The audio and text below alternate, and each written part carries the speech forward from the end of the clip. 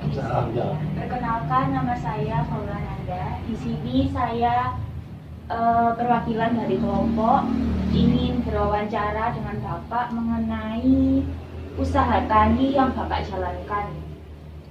Usaha tani yang kita kelola sekarang ini. Ya. Ini untuk pertanyaan yang pertama. Sudah berapa lama Bapak berprofesi sebagai tani? Sejak mulai ya, kalau sebelum pensiun saya juga sudah tani. Ya mulai kecil, boleh katakan mulai lulus SMA itu sudah berkecimpung di tani. Sampai sekarang ya Pak? Sampai sekarang. Berarti pengalamannya sudah banyak banget ya Pak? Ya, tapi ya terbatas, tidak semua tanaman. Oh iya. Ya. Kalau boleh tahu tanaman apa saja yang Bapak tanam selama ini di sawah Bapak? Tanaman jagung, tanaman padi, tanaman tebu, terus tanaman sengon, itu yang kita kelola. Itu gonta-ganti apa tetap itu terus? Yang paling bagus itu gonta-ganti. Oh, gitu. Jadi satu musim tanam jagung, musim berikutnya tanam padi apa tanaman lain gitu. Oh, jadi selalu gonta-ganti ya Pak? Seharusnya sing bagus gitu. Tapi saat ini ndak gonta-ganti, tetap tanaman yang itu juga tidak masalah. Yang penting pengolahannya api. Iya, iya. Pupuk pemupukan pengolahan itu bagus. Apa pengaruh cuaca bagi hasil panen? Tinggi sekali pengaruh cuaca terhadap pertanian. Jadi kalau misalnya cuaca hujan terus, hujan malam terutama, itu ke tanaman itu sangat jelek sekali. Jadi tanaman itu akhirnya keserang yang namanya bun upas, ya, terus ulat, ya, itu kalau malam ini gitu, hujan malam itu. Kalau waktu kayak musim kemarau gitu gimana? Kalau musim kemarau itu tanaman itu rata-rata hamanya itu enggak sekejam musim hujan ini.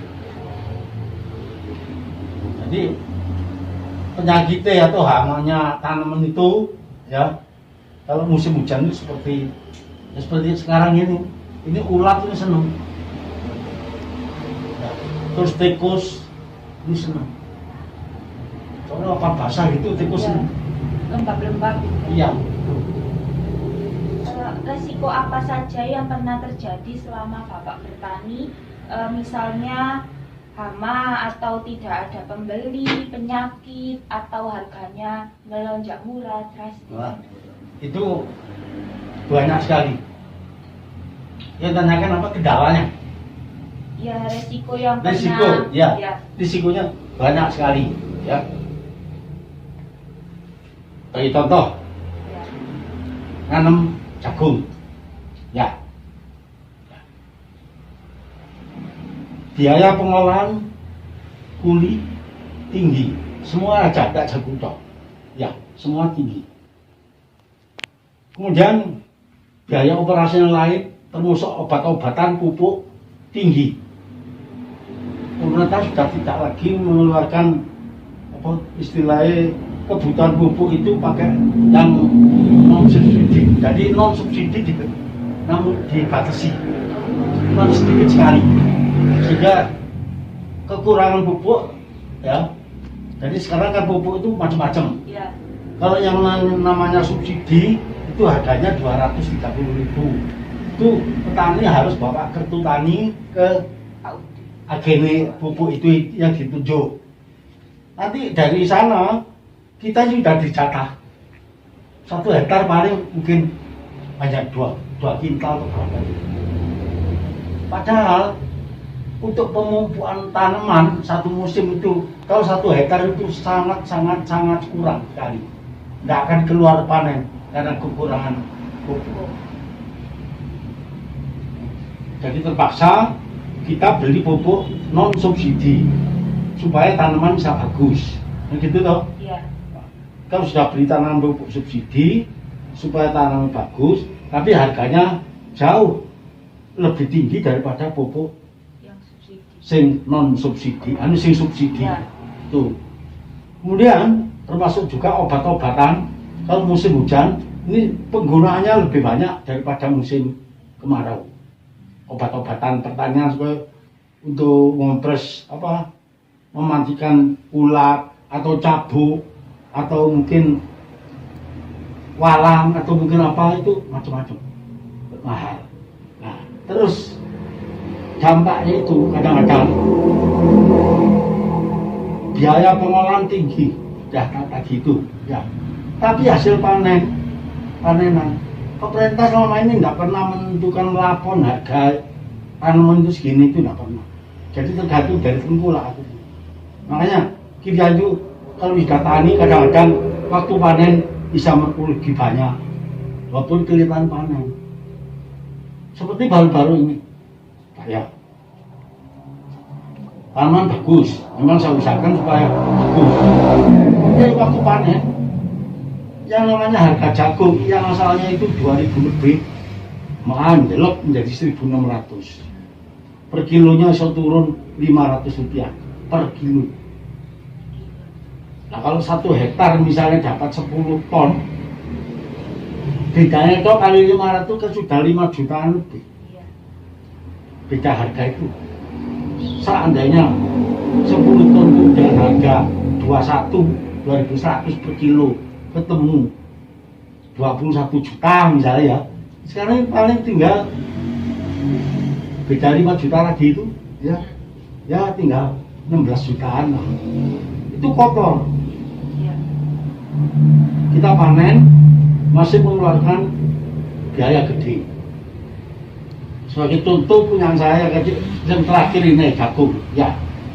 Itu satu panenan saya 1 hektar 200 luasnya itu dapat uang 32 juta. Ya, 4 bulan. Terus 32 juta. Ongkos panen ini sudah sekitar 6 jutaan. Bahkan lebih. Ya. Kalau 32 dipotong biaya untuk memanen itu 6 juta, kan tinggal 26 juta. Ya. Terus biaya operasional mulai baca traktor itu, terus sing nyangkul, terus ngatur lahan sampai isa tanam, ongkos tanam, ya seterusnya itu biaya tidak sedikit. Bisa mencapai 16-17 juta. Satu panen luas 1.200, 1 hektar 200. Sehingga kalau kita hitung 26 juta tadi itu setelah dipotong ongkos panen, ya kan jagung di sawah kan, masa saya mau maneni sendiri kan mungkin membutuhkan orang banyak sing maneni itu. Iya. Itu ongkosnya itu gede itu, satu hari orang perempuan tulis sudah 60.000 satu hari. Satu orang.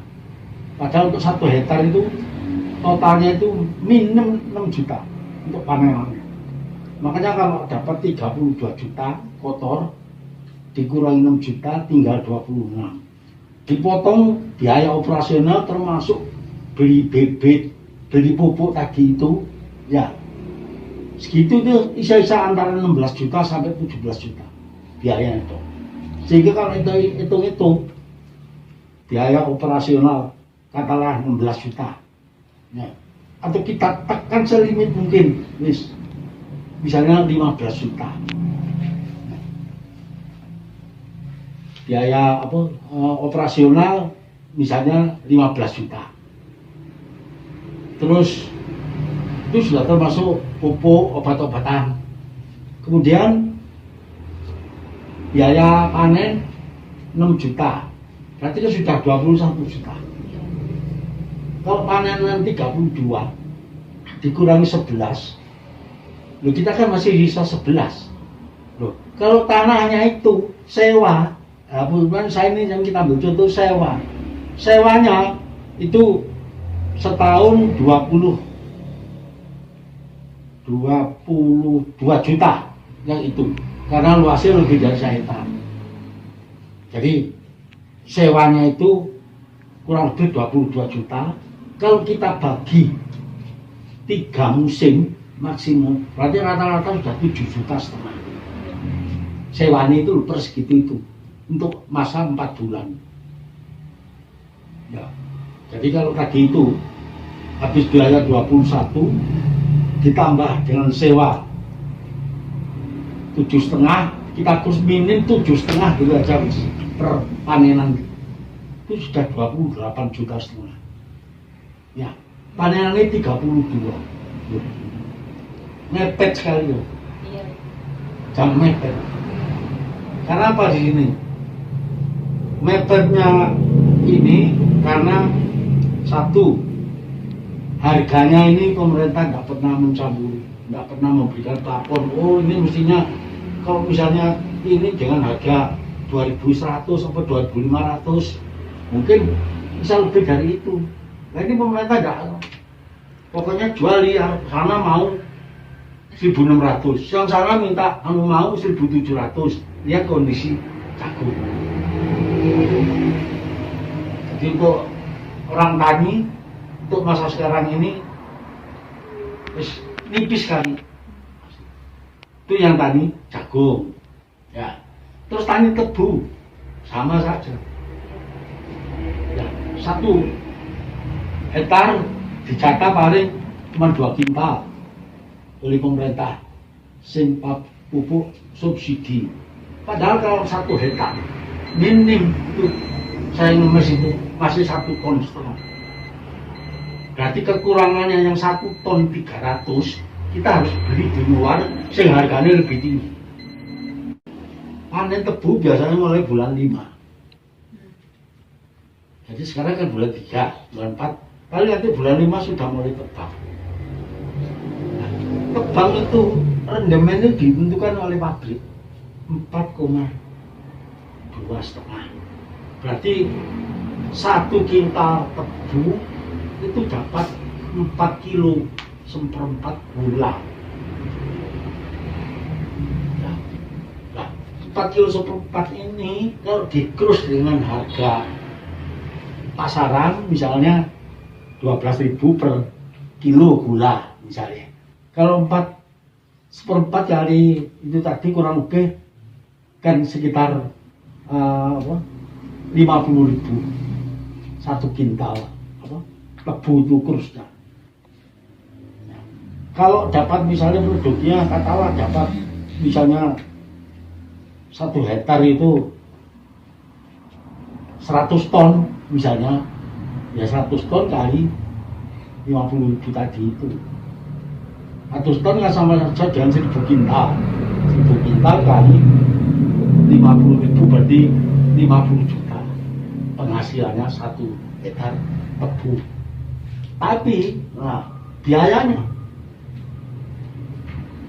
petani hanya biaya nanam, ya, traktor, beli DB, terus nambahin pupuk, Ya.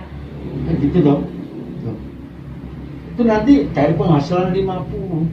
Ini kalau kita kurangi dengan biaya tadi, paling sisanya itu tinggal separuhan, tinggal 25 jutaan.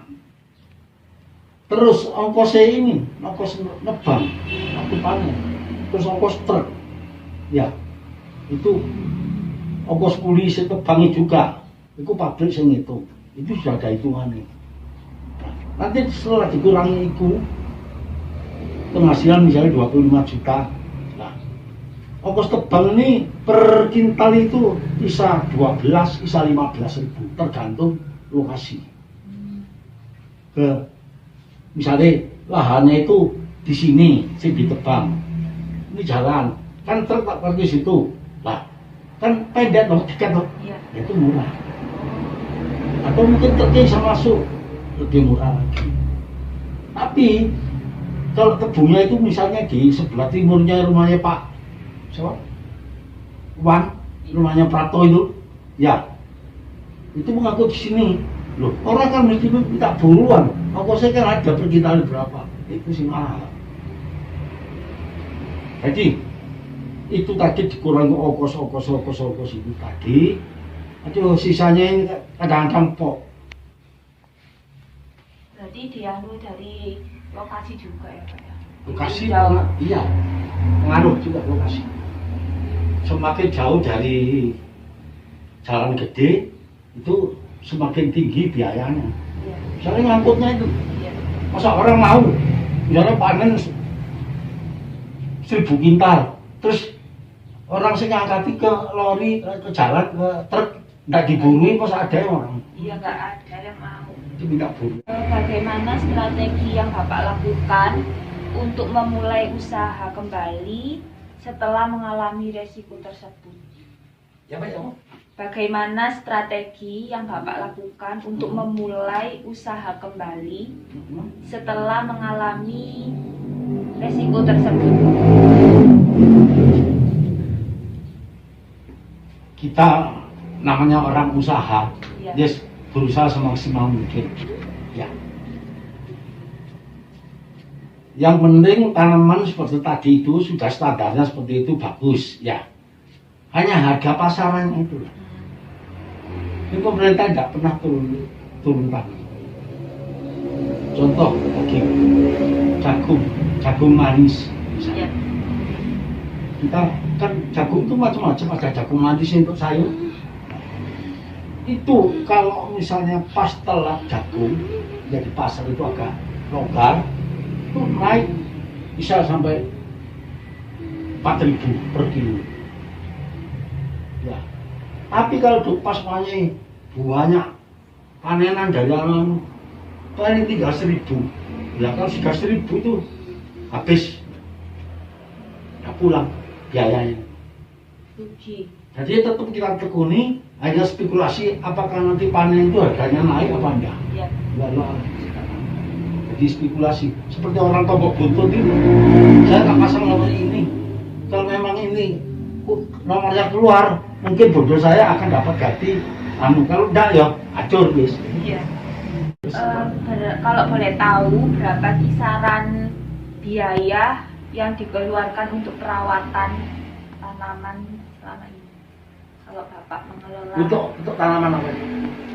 Bapak mengelola tadi kan ada jagung. Ya jagung lah saudara ini. Ya. Oh iya. Itu berapa kira-kira kisaran isinya total biaya yang dikeluarkan? Kalkulasi biayanya itu ya? Iya. Untuk perawatan selama menanam ini gitu. Iya. Saya ambilkan zoom. Saya catat di sini. Garis besar ya. Iya. Yang panenan tempo hari saya dapat uang 45 juta. Ya. Kotor. Itu untuk apa? Itu jagung. Oh, jagung. Ya. Jadi dapat 45 juta hasilnya itu kotor. Setelah dikurangi dengan biaya tetek bengek itu biaya itu gede sekali. Biaya itu saya habis 16 juta. Jadi biaya yang traktor itu 3 juta. Ada likiannya. Terus yang nyangkul itu ada. Terus yang bikin ngatur got ada. Terus beli bebek itu per kilonya itu berapa, habis berapa kilo ada. Terus ongkos ponjo nanam itu berapa. Terus sewa motor sing ngangkut orang itu kita catat semua. Waktu itu habis 16 juta saja. Biayanya termasuk itu. Panenannya dapat 46. 45. Terus sewane 7,5. Kita anggap aja satu musim itu 30 ya, 30. Jadi 1 tahun 30. Karena ini saya bisa ditanami 3 kali, berarti kan kalau direci kan satu panen itu satu musim kan kurang lebih 10-an gitu. Ya, sewa tanah kurang lebih 10, biaya operasional itu 16, kan sudah 26. terus 26 biaya mecok itu waktu itu saya habis 6,5 juta, berarti 32,5. Itu masih kebetulan pas apa tanamannya yang api itu loh, itu masih ada sisa ya kurang lebih antara 12-an gitulah, ya 10 sampai 12 lah Ya. satu musim itu. Satu musim. Gitu loh. Kalau kita lihat jumlahnya 45 nih, ketok gede, tapi setelah Ya. dipotong-potong kan Ya, habis. ya. Dibagi-bagi gitu kan. Terus apakah dengan adanya wabah COVID-19 ini penghasilan atau harga jual tanaman Bapak itu menurun drastis atau bagaimana? Dengan adanya COVID ini? Oh, itu pengaruhnya itu terhadap orang tani. Kalau masalah COVID ini, Ya. waktu panen itu pembayarannya itu mengikuti harga orang, kan kekulaknya kan nggak juga seret duitnya. Ya. Jadi kadang-kadang pembayaran itu nggak sekaligus, Dicicil bisa 2 gitu. kali. Oh. Tapi Jadi- harganya itu tetap tinggi apa agak turun? Tidak bisa, kan harga tergantung pasaran, naik turun naik turun. Kalau pas turun, ya itu saya nggak ada hasilnya. Nah seperti tadi tuh, kalau harga jagung biasanya 2.100, tahu-tahu pas panen 3.600. Loh. Iya. Nah kalau kita panen dapat misalnya 10 ton misalnya, nah 10 ton kali 500 sudah 55 juta, ini kan kita ruginya kan di situ. Itu pun juga kotor. Ya itu karena apa? Harga pupuk pemerintah sendiri itu enggak. Jadi yang ngatur itu enggak tahu. Tanaman ini jelas sih butuhnya itu banyak pupuk ya, tapi hanya kasih cuma 2 kintal. Iya. Lihat ya teman-teman, saya itu pupuk ini punya saya sendiri. Ini jagung sekarang. Saya sudah habis sekarang namanya segini. Ya, bisa dilihat. Itu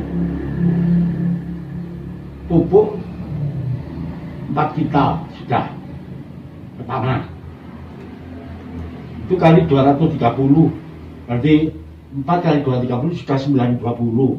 Terus ongkos sing pupuk itu orangnya, ya itu orang 4 2 hari, 1 hari, berarti sudah 200, berarti sudah 1 juta.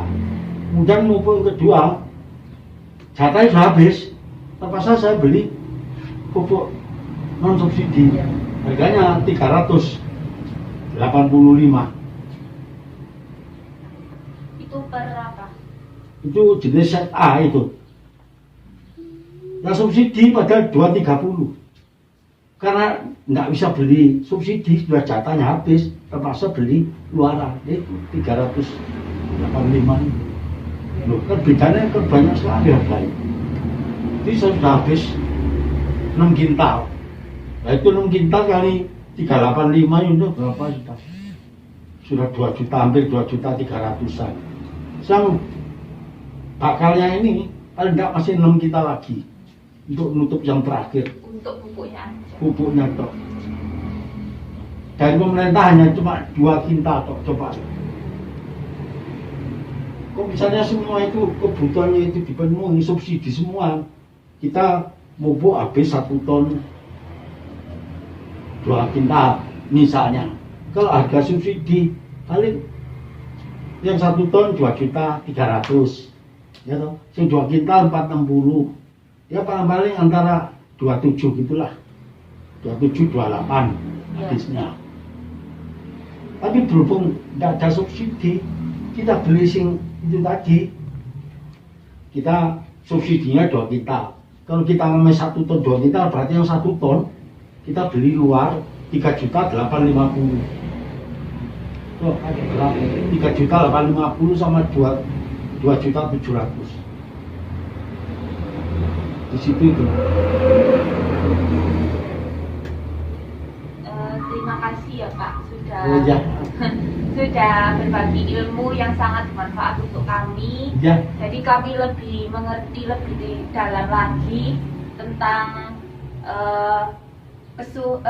Liku-likunya ya liku-likunya orang pertanian tuh ternyata seperti itu.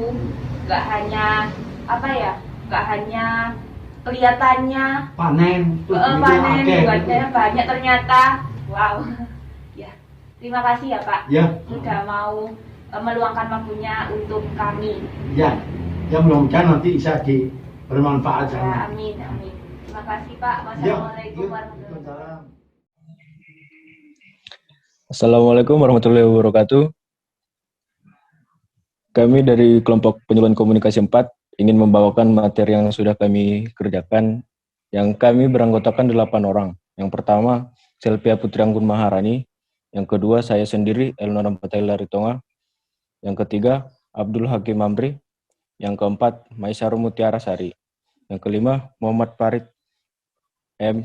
Yang keenam, Kaulananda Vindi Auliana. Yang ketujuh, Ainun Hoirun Nisa. Yang kedelapan, Diva Putri Febio Pertiwi.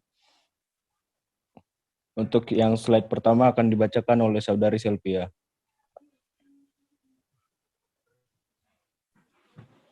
Jangan bilang jaringanku ngadat.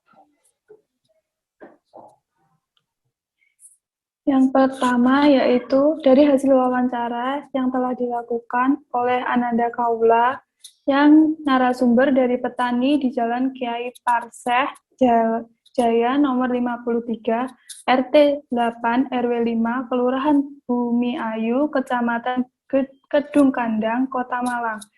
Dapat disimpulkan bahwa masalah yang dominan yaitu kurangnya subsidi pupuk dari pemerintah sehingga petani harus membeli pupuk tambahan yang harganya jauh lebih mahal agar hasil panen bisa memuaskan.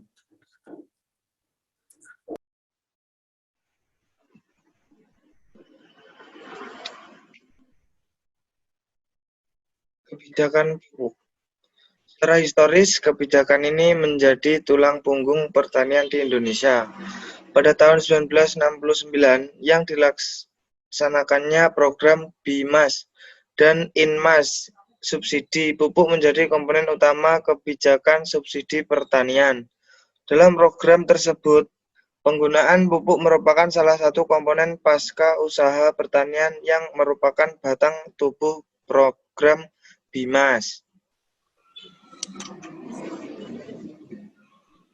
Pada tahun 2003, nilai subsidi pupuk masih 900 miliar, kemudian meningkat pesat menjadi lebih dari 15 triliun antara tahun 2008. Hal ini menunjukkan bahwa subsidi pupuk masih menjadi instrumen penting dalam kebijakan pertanian. Kebijakan pemerintah yang cenderung terus meningkat subsidi pupuk bertujuan untuk meningkatkan kinerja sektor pertanian, khususnya subsektor tanaman pangan. Kebijakan ini dilandasi pemikiran bahwa pupuk merupakan faktor kunci dalam meningkatkan produktivitas, dan subsidi dengan harga pupuk yang lebih murah akan mendorong peningkatan penggunaan input tersebut.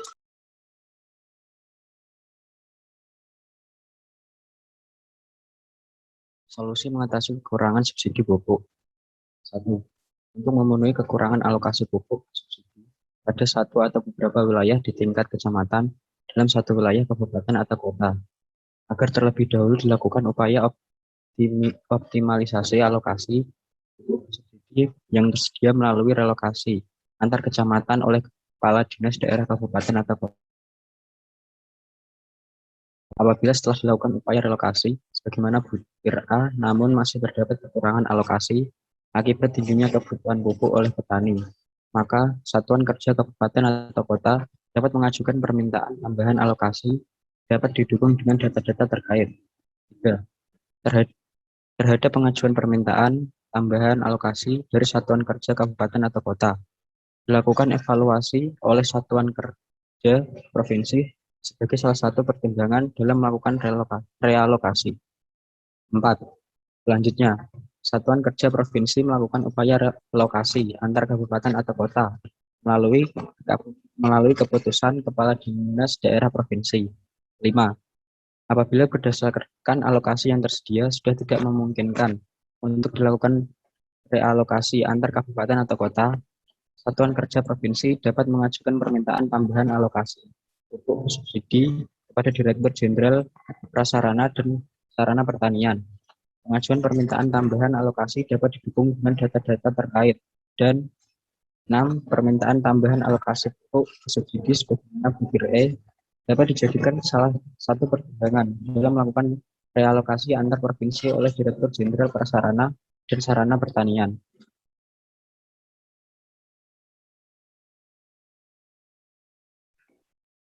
Tujuan dari materi penyuluhan ini yang pertama diharapkan menjadi sumbangan ilmu pengetahuan bagi para petani dalam mengatasi subsidi pupuk yang sangat minim ini.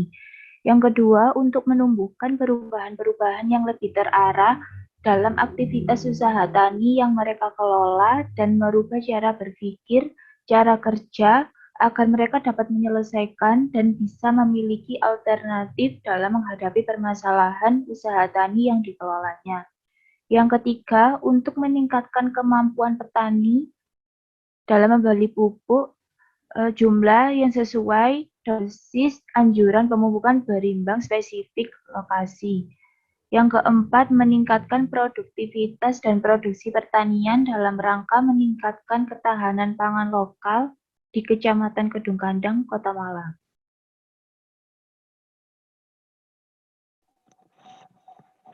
Untuk sasaran penyuluhan perseorangan, yang dimana kita dapat melakukan dengan mengunjungi sasaran di rumah, di lahan sawah, dan lainnya.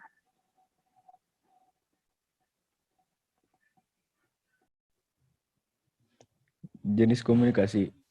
Secara tidak langsung, penyuluh tidak berhadapan langsung melainkan melalui media elektronik, media massa, dan masih banyak lagi. Karena pada masa pandemi COVID-19, ini kita harus mencegah penularan virus corona dengan menghindari teknik komunikasi secara langsung. Indera penerima, yaitu dapat melalui pendengaran dan penglihatan. Media untuk menyampaikan penyuluhan, yaitu pertama audiovisual, yaitu merupakan rangsangan indera pendengaran. Kedua, video melalui penglihatan. Terima kasih.